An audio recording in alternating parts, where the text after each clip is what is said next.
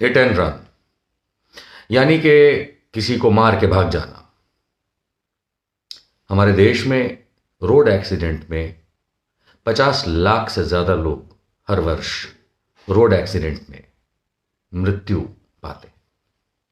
जी, 50 लाख से ज्यादा लोगों की मौत हमारे देश में हर वर्ष रोड एक्सीडेंट में होती है, जिसका लगभग 10%, आप ये कह सकते हैं 50,000 लोग हिट एंड रन के शिकार बनते हैं, जिसमें एक गाड़ी दूसरे गाड़ी को या किसी व्यक्ति को मार के भाग जाती है।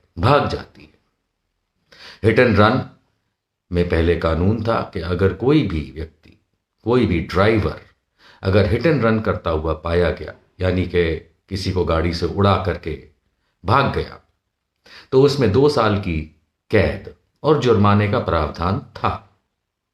लेकिन अब एक नया कानून भारत सरकार, आप लोगों की मोदी सरकार देश में लाने की कोशिश में है। अभी लागू नहीं हुआ है। यह अमेंडमेंट जो है, यह संशोधन जो है, इस संशोधन के चलते जो पहले इंडियन पीनल कोड था, अब वो भारतीय न्याय संहिता कहलाएगा अगर लागू हो जाता है। अभी लागू हुआ नहीं है, तो उसमें जो संशोधन आ रहा है, उस संशोधन के मुताबिक अब हिट एंड रन मामले में ड्राइवर को 10 साल तक की कैद और 7 लाख रुपए तक का जुर्माना हो सकता है। इसके लिए आप देख रहे हैं कि देश भर में ट्रक चलाने वाले, बस चलाने वाले आंदोलित हैं। उनका कहना यह है कि इस तरह से अगर कानून संशोधन किया जाएगा तो हम गाड़ी चलाएंगे ही कैसे। खास करके जो लोग ट्रक और बस चलाते हैं, उन्हें पता है कि कार और स्कूटर चलाने के मुकाबले एक भारी वाहन ट्रक 20 टन, 10 टन, 15 टन का या लंबी गाड़ी बस चलाते समय आप बहुत ज़्यादा उसमें ट्रिक्स नहीं लगा सकते, आप उसमें खेल नहीं खेल सकते। उदाहरण के तौर पे जब मैं कार चलाता हूं और अगर मैं 100 की स्पीड पे कार चला रहा और सडनली सामने कोई गाड़ी अंदर आ जाए, स्कूटर वाला टेढ़ा हो जाए अगर हाईवे पे, या कोई आदमी चल के आने लगे, तो मैं तेज ब्रेक लगा सकता हूं। कार कंपनियां, मोटरसाइकिल कंपनियां हमारे इन चौपहिया और दुपहिया वाहनों को इस तरह बनाते हैं कि अगर हम त्वरित ब्रेक लगाएं, जोर से ब्रेक लगाएं, तो गाड़ी रुक भी जाती है और पलटने के चांसेस कम होते हैं, बनिस्बत कोई एंगल टेढ़ा हो या कर्व पे हो तो बात अलग है।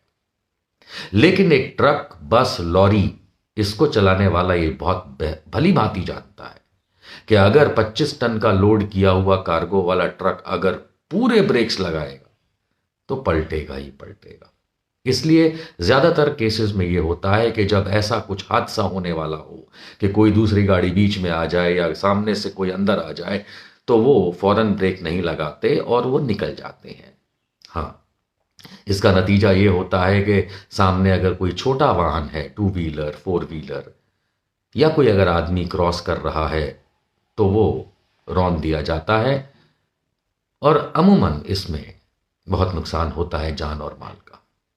लेकिन क्या वो ट्रक वाला या बस वाला पूरे ब्रेक लगा सकता है? नहीं लगा सकता है, और इसीलिए वो चला जाता है।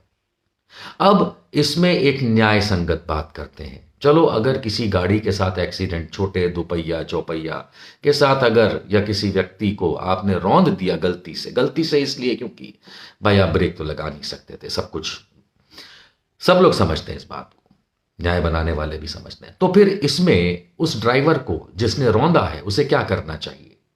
तो हम और आप यही कहेंगे कि भाई अगर ऐसा हुआ भी है तो आप ब्रेक लगाइए, धीरे से गाड़ी साइड में रोकिए, फौरन जाकर के देखिए कि वहां पे जो नुकसान हुआ है उसके अंदर क्या मदद की जा सकती है, पुलिस को और प्रशासन को इन्फॉर्म कीजिए, और फिर उसके बाद आगे की कार्यवाही कानूनन जो भी होती है न्याय संगत वो की जाए। यही बिल्कुल मैं भी यही कहता हूं। लेकिन इसमें मैं कानून और ये ड्राइवरों की बात के बीच में एक बात निकल के जो आती है उसको समझने की कोशिश और समझाने की भी कोशिश करूंगा।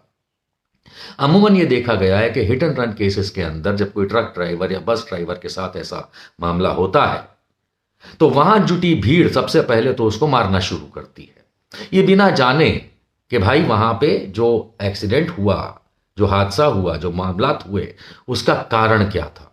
ये मान लिया जाता है कि बड़ी गाड़ी की ही फॉल्ट है, भले ही सेकंड जो गाड़ी थी उसमें इन्वॉल्व उसकी गलती रही हो, ये तो बात की बात है, या लोग देखते भी नहीं है। सबसे पहले उस बस ड्राइवर या ट्रक ड्राइवर को लोग, जो झुंड भीड़ खड़ी होती है, वो मारना पीटना शुरू करती है और कई मामलों में तो मॉब लिंचिंग तक हो जाती है। तो कई ट्रक ड्राइवर्स का इस कानून को लेकर के ये कहना है कि आप 10 साल की कैद और 7 साल के जुर्माने की जो बात करेंगे अब ये नए कानून के, संशोधित कानून के अंदर, तो फिर उसमें अगर मैं वापस जाता हूं उस आदमी को देखने या उस गाड़ी को देखने या उस चीज को देखने हादसे में जिसको नुकसान ज्यादा हुआ है मेरी वजह से, लेट अस अज्यूम मेरी वजह से, तो वहां पब्लिक मुझे मार देती है, और अगर नहीं जाता हूं तो फिर आप मुझे इस तरह से सजा देंगे। क्या ये न्याय संगत बात हुई? क्योंकि हमें इसके अंदर ट्रक चलाने वाले, बस चलाने वाले लोगों की भी चलाने की पद्धति को समझना है।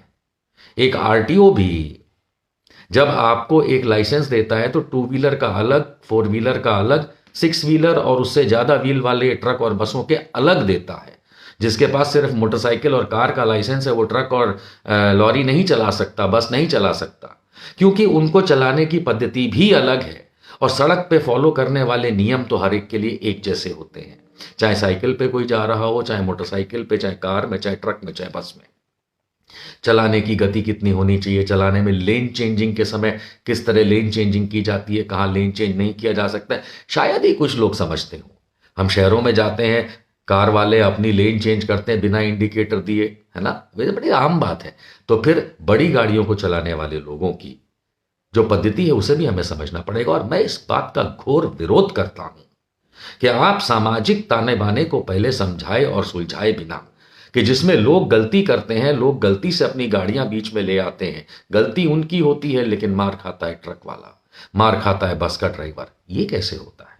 और इसमें संशोधित कानून में यहां तक है कि अगर ये पता चलेगा कि गलती इस ट्रक ड्राइवर की नहीं थी जिससे हादसा गिना जा रहा है, और वो जो दूसरा व्यक्ति गलती से खुद आ गया, अपनी बेवकूफ़ी की वजह से आ गया, कार वाला अपनी गलती से आया, तो भी इस ट्रक ड्राइवर को या बस ड्राइवर को जो इस मामले में लिप्त है उसे फिर भी 5 साल की सजा होगी। अब मैं ये नहीं समझ पाता कि जब कानूनन हम किसी जुर्म के अंदर देखते हैं कि अगर कोई व्यक्ति पाया ही नहीं गया है दोषी, तो फिर उसको तो छोड़ दिया जाता है या उसको बरी कर दिया जाता है, पर इस कानून में फिर भी उसको सजा होगी। अब सवाल ये उठता है कि इस तरीके के जो कानून, काले कानून हमने पहले भी देखे हैं, किसानों को लेके काले कानून बनाए थे, बाद में मोदी जी रोते हुए उन कानूनों को वापस लिए थे। अब इस कानून को संशोधन करके जो 10 साल की सजा और 7 लाख तक का जुर्माने की जो बात रखी गई है, ये कहां तक न्याय संगत और व्यावहारिक है, इसे समझना बहुत जरूरी है। मैं ये मानता हूं कि ये बिल्कुल ही एक काला कानून है, क्योंकि इसमें जब आप 2 व्हीलर और 4 व्हीलर वालों को लाइसेंस देते हैं तो मान के चलिए आधे से ज्यादा अपने आजू बाजू उठा करके देखिएगा, उनको लाइसेंस तो होता है लेकिन चलानी आज भी नहीं आती है, बिना डिपर दिए गाड़ी चलाते हैं। शहर में हाई बीम लगा करके कार वाले और 2 व्हीलर वाले सोचते हैं कि हमको ज्यादा दिखेगा, उन्हें यही नहीं पता है कि लो बीम से ज्यादा दिखता है। इस तरीके के गाड़ी चलाने वाले जब खुद गलती करेंगे तो भी वो ट्रक वाला, हाँ, जहां पे ट्रक और बस वाले की गलती है, जो भाई मैक्सिमम सजा है उसको मिलनी भी चाहिए। अगर वो रैश चला रहा है, अगर वो नियमों के खिलाफ चला रहा है, अगर वो गलती नहीं ब्लंडर कर रहा है, तो उसको सजा मिलनी चाहिए। लेकिन इसमें हिट एंड रन केस के अंदर अगर आप सबको एक जैसा पेंट कर देंगे कि सब गाड़ियों के अंदर जो भी एक्सीडेंट होगा बड़ी गाड़ी वाले का ही अगर दोष है, तो फिर ये बात गलत है। और आप देख ही रहे हैं कि इस समय देश भर के अंदर ट्रकों की और बसों की हड़ताल चल रही है। लाखों लाखों ट्रक और बसें इस समय सड़क से उतरी हुई हैं, और इसका असर किसे पड़ रहा है? इसका असर पड़ रहा है आम जनजीवन पे।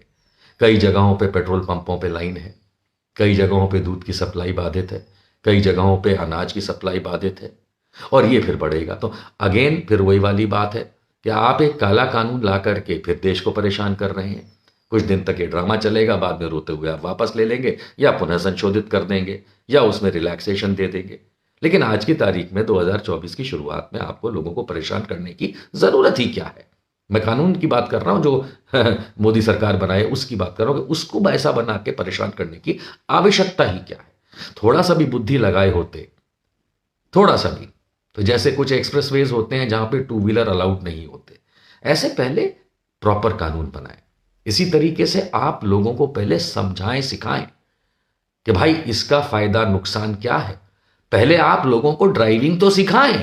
इस देश में 80% लोगों को ड्राइविंग नहीं आती है, वो वीडियो गेम खेलते हैं कार में बैठ के या टू व्हीलर पे बैठ के। आम जनता में देखिए, आप किसी चौराहे पे चले जाइए, रेड ग्रीन एम्बर, इनको पता ही नहीं इसका मतलब क्या होता है। जैसे ही बीच वाली थर्ड लाल और हरे के बीच वाली जो पीली लाइट होती है, जैसे ही वो आती लोग भाग लेते हैं। उसका मतलब होता है पहले वाले को स्टॉप किया जा रहा है, तब दूसरा वाला निकलेगा जब तक वहां ग्रीन नहीं होगा। आप किसी भी देश के बड़े शहर में जाके देखिए, लोगों को तो गाड़ी चलानी नहीं आती। जिस देश में अधिकांश लोगों को गाड़ी चलानी नहीं आती नियमानुसार, और लोग चलाते भी नहीं,